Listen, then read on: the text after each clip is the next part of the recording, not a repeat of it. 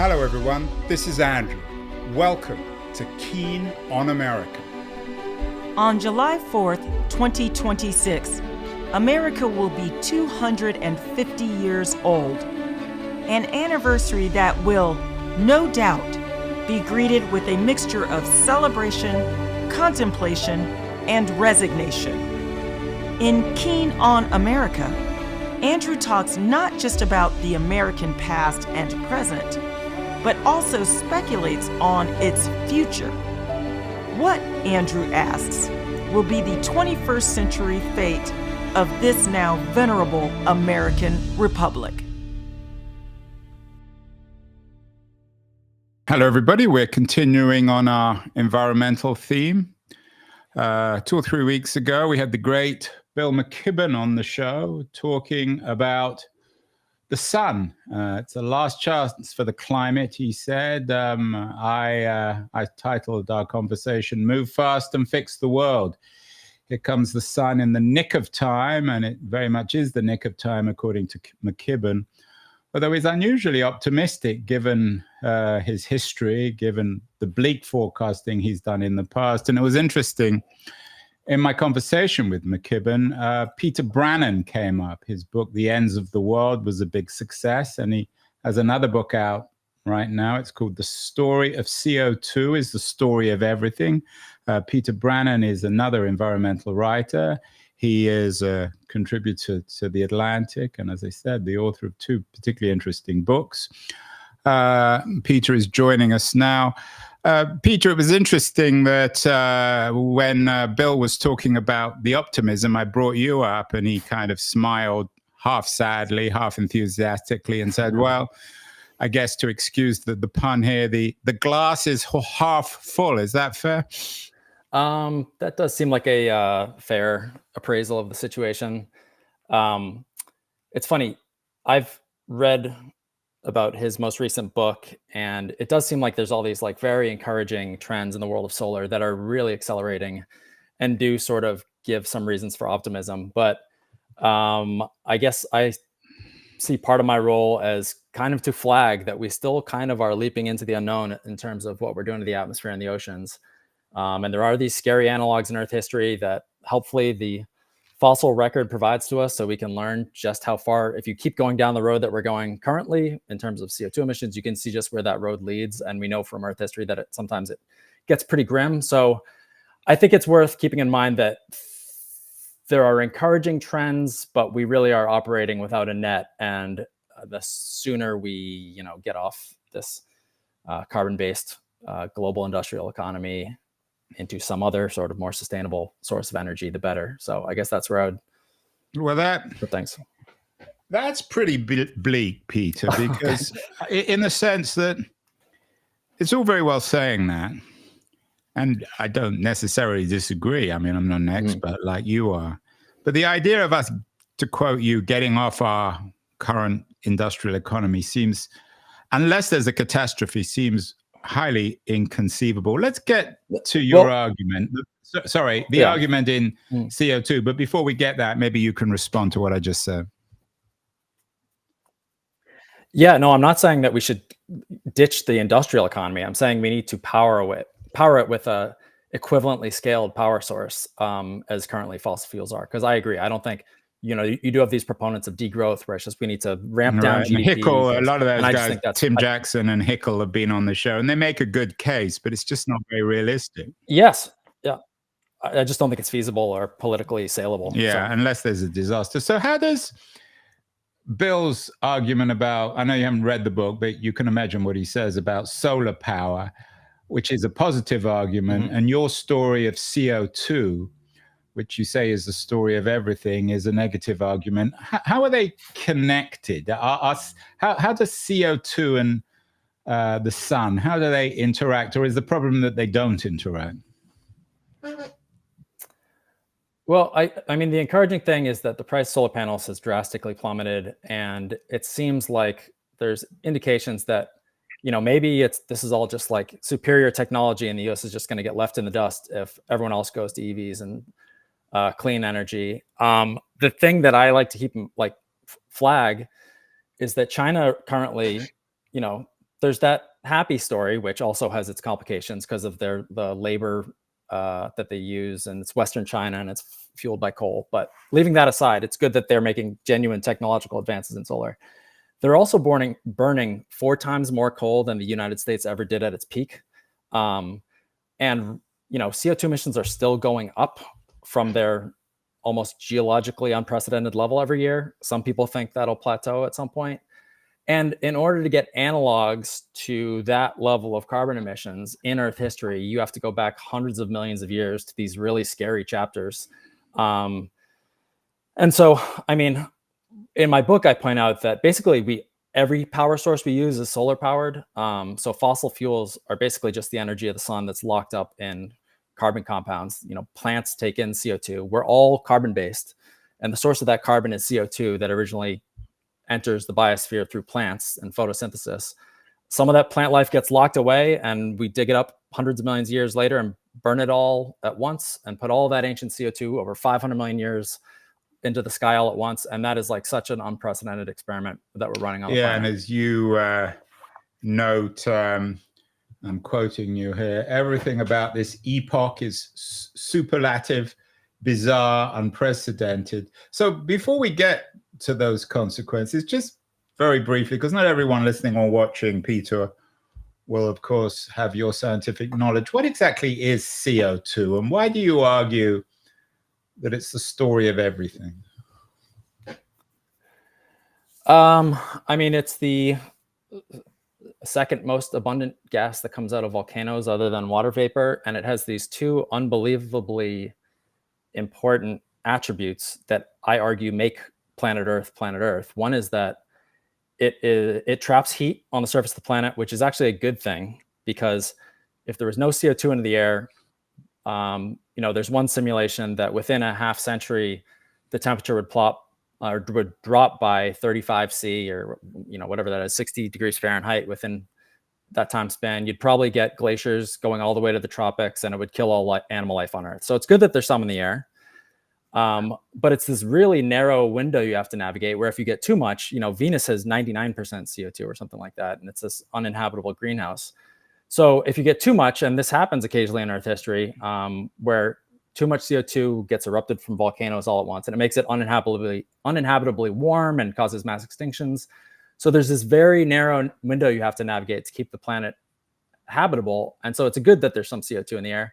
The other amazing thing about it is just that it is literally the substrate of all life. All life is made out of carbon, as I said before, and the source is CO2. So it's both makes the planet habitable and inhabited by having those 2 features. So that's why the point of this was people hear about CO2 in the news as this thing that just so happens to come out of smokestacks. And coming from the geoscience, earth science world, I really wanted to reintroduce people to it as, not just some random industrial pollutant, but it is like fundamental. Its behavior on planet Earth is what makes Earth Earth. And this is one reason why you don't want to mess with it too much, because it's so important. Right. So just to be clear, CO2 is both the natural product of the Earth. As you said, it comes out of volcanoes and other natural sources, but it also is a consequence of the Industrial Revolution. Is that fair? Yes. So, we're animal life, and all animal life burns carbon in our diet that originally was made by plants or things that eat the things that eat plants. And we use oxygen and we burn it and we breathe out CO2, and that powers our bodies and our lives. And what humans have done is sort of this freakish version of it, where they've found all the exact same chemical reaction. We found all the life buried over all of Earth history in fossil fuels buried in the crust, and we're burning it with oxygen and producing CO2 to power societies just on this scale that's totally unprecedented and faster than the Earth can accommodate through these natural sort of cycles that I talked about. Yeah, and you got another great quote, apologies if I maggle this word, the late Neoproterozoic world was quite literally a different Earth. So the Earth we've created, I guess, with the volcanoes, is just an entirely different phenomenon. So essentially what you're saying is we're tipping the CO2 balance. Is that right? Yeah. And so the excerpt that you're pulling up there is actually from one of the earlier chapters. And in that I'm talking about this very ancient climate change catastrophe called Snowball Earth that happened in the Neoproterozoic. So that's what that's a reference to, where, as I indicated before, the planet can like totally freeze over, and that's what happened then. And it wouldn't have resembled Earth at all. What we're doing today, yeah. So like I said, it's good that CO2 comes out of volcanoes. If it didn't, none of this would work. The planet wouldn't be warm enough to survive, and there wouldn't be any plant life because there would be no carbon in the air. So that's a good thing. But normally these things cycle. They, goes out of volcanoes at a rate 1/100th that we're putting into the atmosphere today, but at this much lower rate that the planet can accommodate. And it goes into the air and oceans and through life, and then eventually back into the crust and then out of volcanoes again. But this cycle takes place over hundreds of thousands to millions of years at a rate that the planet can accommodate. And what we're doing is we're just putting so much into the air all at once that it overwhelms these natural processes that remove it. And if you're doing that, then it's not being removed and you're just spiking the temperature. And, life is very adaptable and can bend and adapt. But at a certain point, you can surpass a speed limit where, life just can't migrate fast enough to keep up with the warming, or the ocean's going to acidify, which is what happens when CO2 reacts with ocean water. So it's a good thing that CO2 is in the Earth system. It's just what we're doing is not sustainable. And as you said, yeah, it does tip the balance. Right, and in your piece, you asked what would happen if all the ice on Earth suddenly melted. I don't think any of us want that to happen. It's interesting you talk about the speed limit, Peter. We did a show last week about what one author called Big Car, suggesting that cars are essentially destroying the Earth. In terms of all this extra CO2 in the atmosphere that's tipping the balance, is it mostly because of automobiles? Is it industrial production? Is it the burning of coal? How does it break down? I don't have the exact breakdown. I think transportation, I think, is like 20% of emissions maybe, but I don't have the exact numbers on me.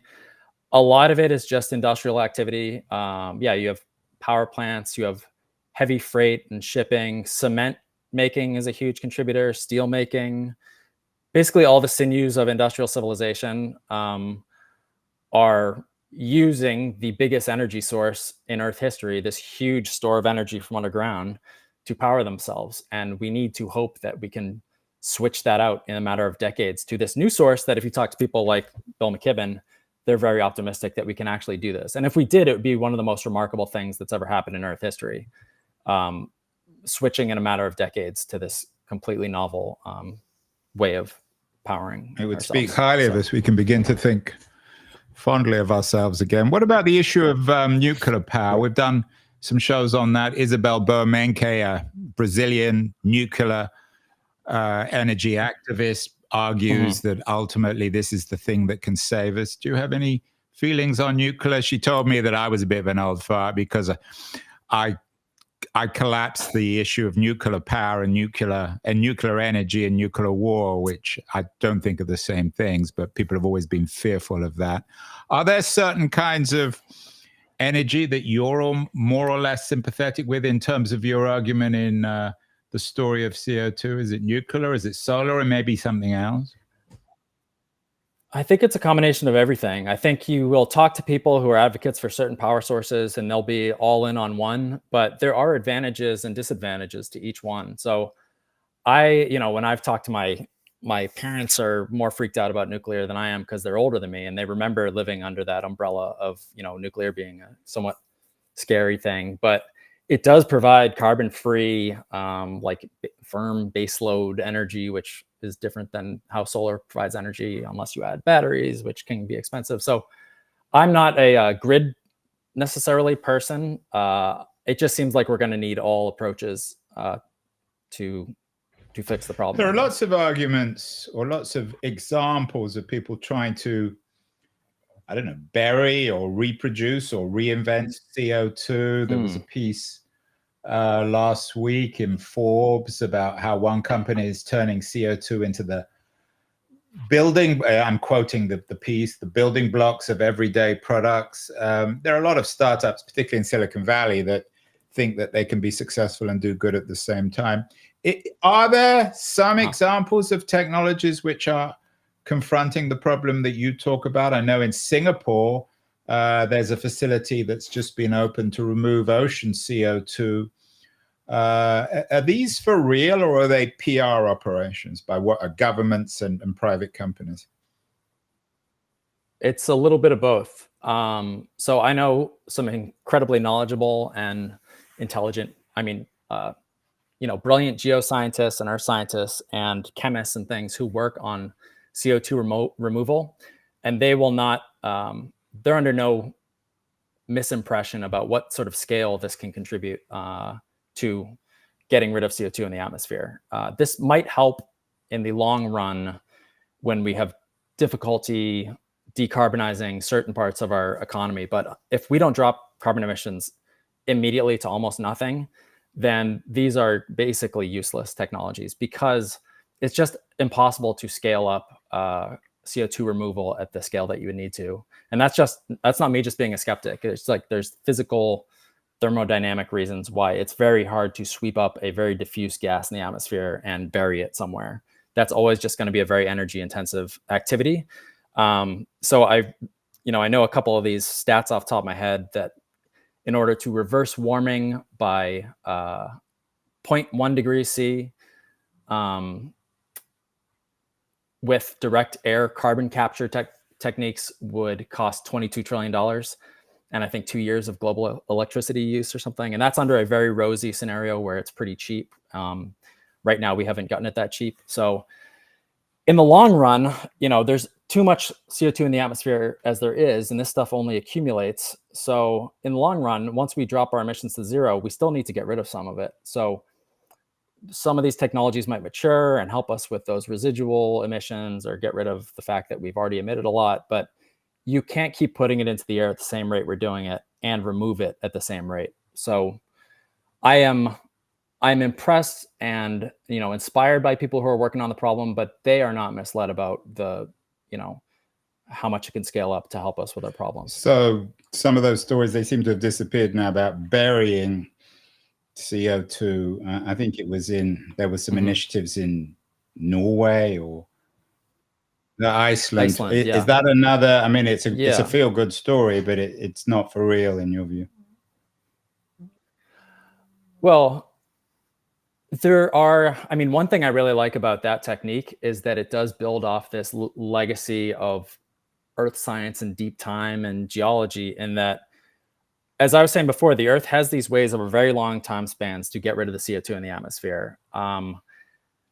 There's this thing called rock weathering, which is what it sounds like, which is when too much CO2 comes out of volcanoes and it gets warm, the CO2 reacts with rainwater and it reacts with rocks, and eventually that carbon from the air goes into the oceans, and on the long term, it becomes limestone at the bottom of the ocean. So all the CO2 we're putting in the air right now, someday, hundreds of thousands of years ago, or hundreds of thousands of years from now, it's going to end up as limestone on the bottom of the ocean. That just takes too long for it to help us out in the short term. But what companies are doing, like the one in Iceland, is they're accelerating that process by hundreds of thousands of years by injecting it straight into the rock there and basically turning the rock into limestone right under their feet. The problem is Iceland is incredibly good to do that, and there's only a few places on Earth that are really advantageous for that sort of carbon burial. So again, this is a technique that could help us out among this roster of techniques and things that will help us get us there. But whenever you read a headline that says this is the one that's going to save us, you can just automatically kind of temper your expectations about how much it can. Isn't that one of the problems, Peter? Your the New York Times review of your book, which was a very good review, headlined "An Environmental Villain Reconsidered," because, as you note, CO2 is both the good and the bad guy in this story. But it's one of the problems that we humans, maybe we're wired that way. Maybe we've been watching too many Hollywood movies. But we're always looking for the good and the bad guys in all this stuff. Yeah. And it is a subtle story.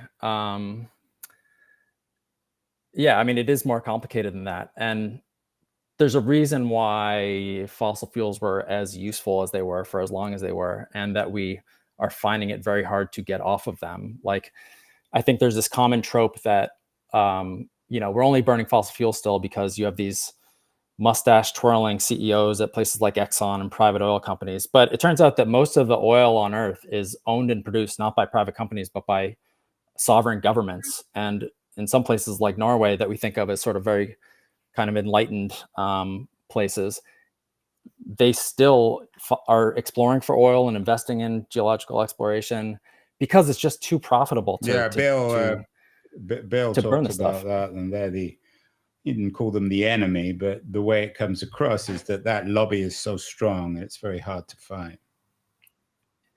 Yeah, it also is just like still the most profitable product on Earth. And if you're a government and you want to maintain your, foreign exchange and have a sovereign wealth fund, it turns out the vested interest in finding this stuff and selling it to people it's very hard to kick that habit. One of the I mentioned that we did a show on Big Car with a Santa Barbara-based writer, David Obst. He doesn't have your scientific credentials, but he's quite a character.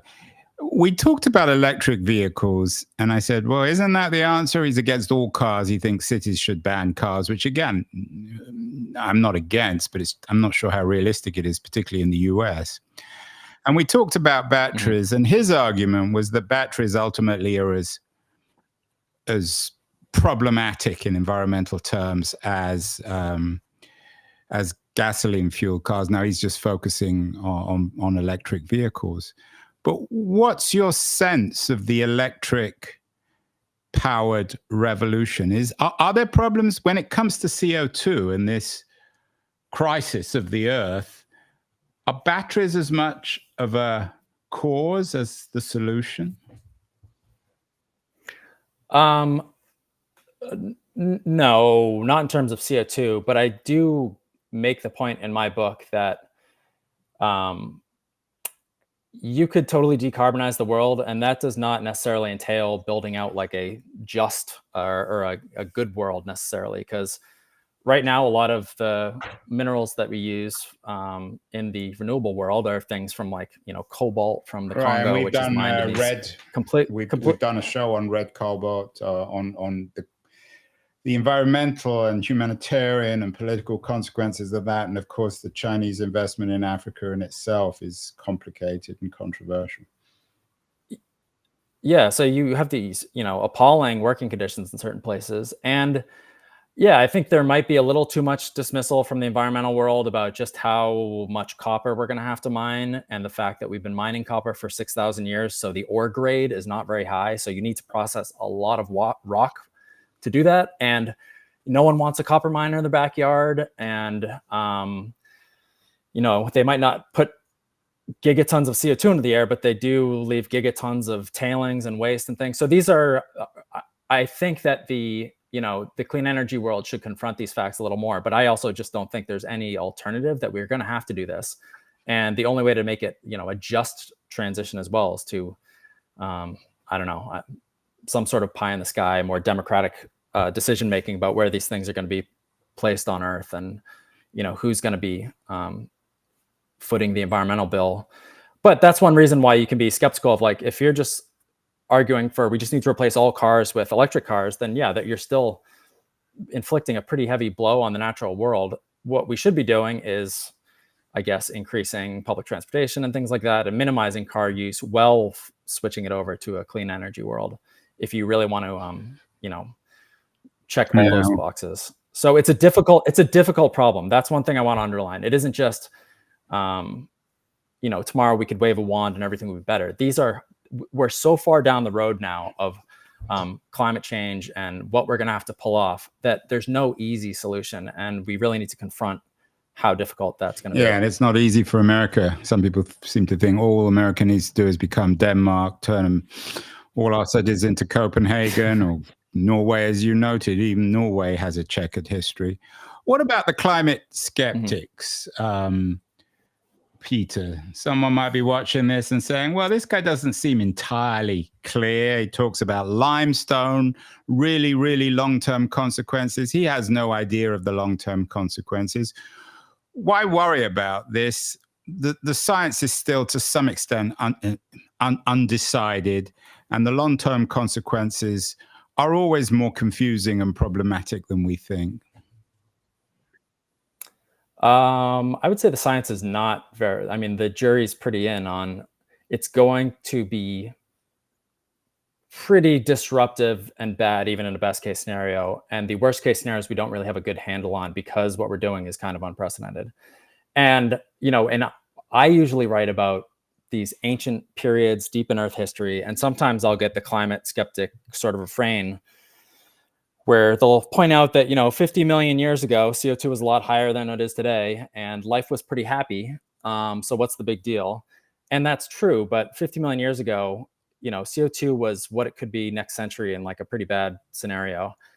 And there were crocodiles and palm trees in the Arctic Circle, and sea level was a lot higher, and the mid latitudes and tropics would have been totally uninhabitable to mammals like us. And so the problem with using an analogy like that is that life had tens of millions of years to adapt to this very hot world that is totally outside of our realm of experience. And suddenly launching our world, which is actually relatively cold compared to Earth history, where we have ice sheets on, Antarctica and stuff, into this alien greenhouse from, the age of dinosaurs in a matter of decades, that you don't see changes like that on Earth that rapid almost ever in the entire history of animal life. And when you do, it's associated with really big mass extinctions. So I draw most of my kind of worry from this helpful experimental record in Earth's past, showing you what happens if you keep going down this road much further. But it wasn't. I know that's yeah. It was the natural forces that corrected that. This time it requires us. Yeah, I mean, what saved the world then was after hundreds of thousands of years, these long-term processes sequestered the CO2. And that's going to happen again for us too. But we don't get to live on our lives on 100 millennia timescales. And in the meantime, it's going to get really hot and unpleasant if we don't change what we're doing. So how would you you're, as I said, you're a contributing writer to The Atlantic. You're the author of two important books, The Ends of the World, and your latest, The Story of CO2 is the Story of Everything. You deal with these stuff in complex historical and scientific terms. One of the problems, I think, with the way in which the environmental stuff is reported is there is a degree of hysteria every time you hear about an ice sheet in Antarctica or the Arctic melting. Everyone thinks it's the end of the world. How would you like the reporting on this to change, or am I wrong? I mean, I'd agree with that to some degree. A lot of these, question, how fast, what's the response of ice sheets going to be? You'll get a study some weeks saying that it's going to be much faster than we thought. And then you'll get some study a few weeks later saying, oh, good, well, this mechanism might not actually come into effect for centuries. So like the sort of reporting that jumps on every story as this is the scariest thing ever, science doesn't really work that way. It sort of triangulates and slowly comes to this consensus. All we do know is that eventually, if you keep the planet at, a couple degrees warmer than it is today, all of Greenland's going to go, and the entire West Antarctic ice sheet's going to go. That might take, different estimates might be by millennia. So because we're jumping into the unknown, as I said, we're pushing on our system as hard as we can. And so trying to figure out what's going to happen is very difficult. And just keeping your eye on sort of the prize that, we don't know how the Earth is going to respond. So we should use the precautionary principle, which is given that the tail risk is so high, we really should act with as much urgency as we can, even if it is unknown, what we're doing. And of course, the latest new thing in technology is AI, which requires more and more power. Google just invested in nuclear power. Many of the other big players, OpenAI, are also investing massively in energy. So this problem is only going to get compounded in our AI digital age, isn't it? Potentially, yeah. I mean, I don't see any slowdown in human energy use in the next few decades. And although I am a little skeptical of some of those graphs that are straight lines up for energy use for AI, because I don't think the productivity miracle that AI is promising is coming anytime soon. And you can't just keep burning billions of dollars every quarter on this thing that is, right now, for the most part, unprofitable, other than cheating on college papers and, other kind of marginal so you uses. Didn't use it for to help you write the story of CO2? Oh yeah, this entire book's written by ChatGPT. I didn't contribute. And a even word to you it, are a so. bot, aren't you? Yeah, that's a joke, just in case someone cuts that one part Well, out. I think we all know that's a joke, Peter.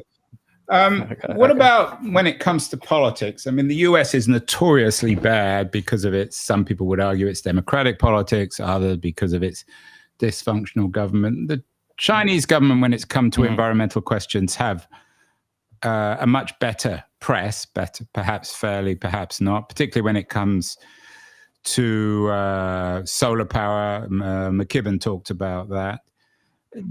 Are you confident that given the democratic nature, the increasingly dysfunctional nature of American democracy, that the American style democracy can actually confront this crisis, maybe in contrast with the Chinese model of enlightened authoritarianism or relatively enlightened authoritarianism? Well, I don't think you can survey the headlines these days and see any reason for encouragement about the U.S. government's ability to confront this issue. I guess I just try to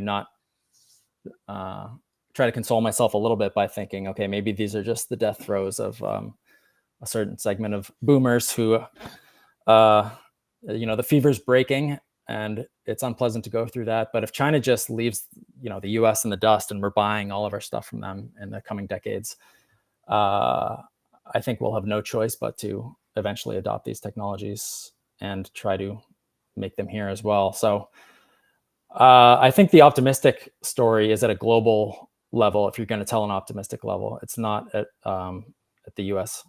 scale.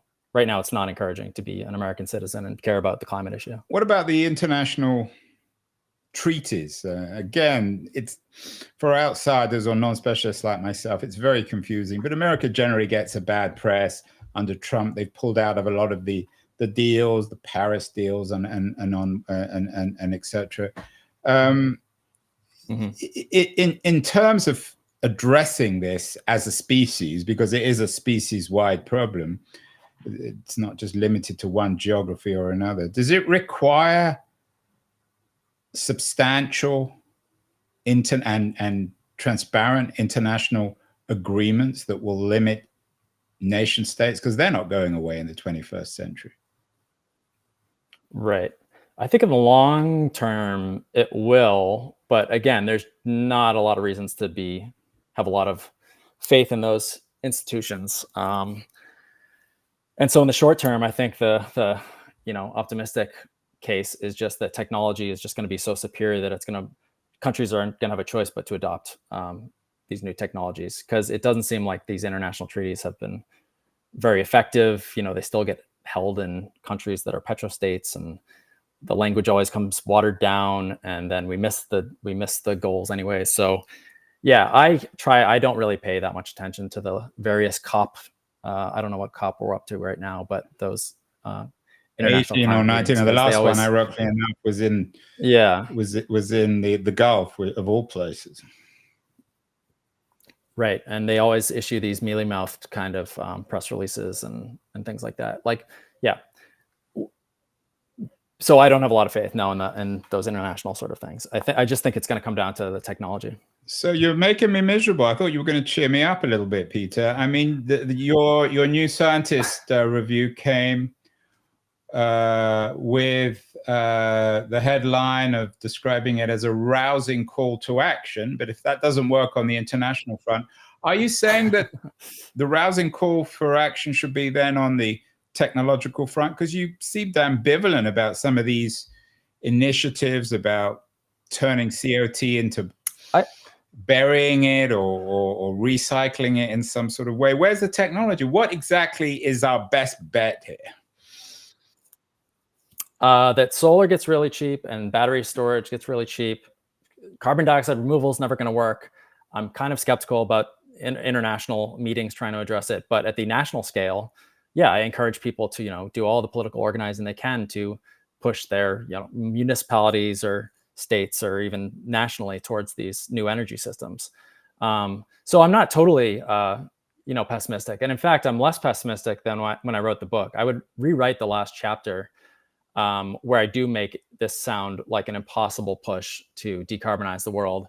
And even in the last year or so, the things that Bill McKibben writes about with solar have gotten a lot more encouraging.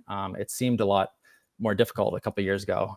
I didn't know, how much level of sacrifice it would take to decarbonize the world. And, if it's true that it's just delivers more energy to capture it from the sun and deliver it to industrial equipment and cars and things, and it's just, better technology than fossil fuel, then that, I don't know if that was true a few years ago, and now it seems like there's a case for that at least. So I think people would normally call me a pessimistic person, or at least like realist in this kind of downer kind of way. And the fact that I'm even making these somewhat, noises of green shoots and things, I think is a good sign. Yeah, we're just another writer from Cambridge, Massachusetts. Finally, leaving aside the big picture, big government, international organizations, scientific breakthroughs, does it make any difference, Peter, what we do? I mean, we've had so many shows on. Does it make any difference if you drive an EV or recycle your vegetables or not drive to the shops or not take an aeroplane? Is there stuff that we as individuals can and should be doing here, or do we just leave it up to the scientists to fix this one?